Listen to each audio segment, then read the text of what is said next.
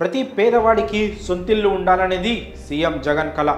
దాన్ని సాకారం చేయడం కోసం ఆయన నవరత్నాలు పేదలందరికీ ఇళ్ళు పథకం తీసుకొచ్చారు. దీని ద్వారా దేశంలోనే ఎక్కడా లేని విధంగా లక్షల మంది పేదలకు ఇంటి స్థలాలు పంపిణీ చేశారు. అంతేకాక వారు ఆ జాగాలో ఇంటి నిర్మాణం చేపట్టడం కోసం ఏపీ ప్రభుత్వం వారికి లక్షల్లో ఆర్థిక సహాయం అందించింది. ఈ క్రమంలో తాజాగా జగన్ సర్కార్ పేదలకు గుడ్ న్యూస్ చెప్పింది.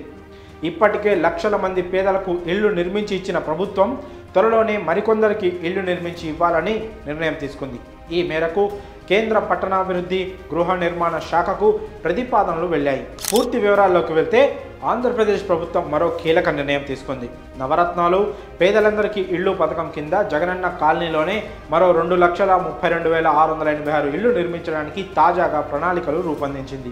ఈ మేరకు కేంద్రానికి ప్రతిపాదనలు పంపినట్లు ఏపీ గృహ నిర్మాణ సంస్థ ఎండీ కె వెంకటరమణారెడ్డి తెలిపారు. కేంద్రం నుంచి అనుమతులు వచ్చేలోపు ఆ లేఅవుట్లలో నీరు, విద్యుత్ సరఫరా, ఇతర వసతులు కల్పిస్తామన్నారు. అనుమతులు వచ్చిన వెంటనే నిర్మాణం చేపడతామని తెలిపారు. ఇప్పటికే నిర్మాణం పూర్తి అయిన ఇళ్లకు విద్యుత్, నీటి సరఫరా, ఇతర వసతులు కల్పిస్తామని ఆయన వెల్లడించారు. ఇప్పటికే 22 లక్షలకు పైగా ఇంటి నిర్మాణాలకు అనుమతులిచ్చి శరవేగంగా ఆ పనులను పూర్తి చేసే దిశగా చర్యలు తీసుకుంటున్నారు అధికారులు.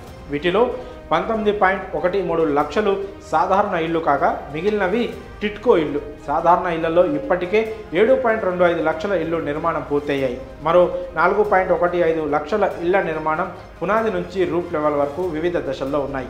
జగన్ సర్కార్ పేదల ఇంటి నిర్మాణానికి యూనిట్కు 1.80 లక్షల చొప్పున ఆర్థిక సాయం అందిస్తోంది.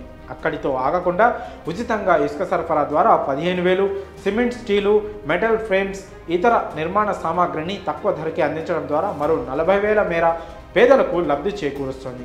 అంతేకాదు పావలా వడ్డీకే 35,000 చొప్పున బ్యాంకు నుంచి రుణం అందిస్తున్నారు. ఇలా మొత్తంగా ఒక్కో లబ్ధిదారునికి ప్రభుత్వం నుంచి 2.70 లక్షల చొప్పున మేలు కలుగుతోంది. దీనికి అదనంగా మౌలిక వసతుల కోసం ప్రతి ఇంటిపై మరో 1 లక్షకు పైగా వైఎస్ జగన్ ప్రభుత్వం ఖర్చు చేస్తోంది. మరి పేదలకు ఇల్లు ఇస్తున్న ఈ సర్కార్పై మీ అభిప్రాయాలను కామెంట్స్ రూపంలో తెలియజేయండి.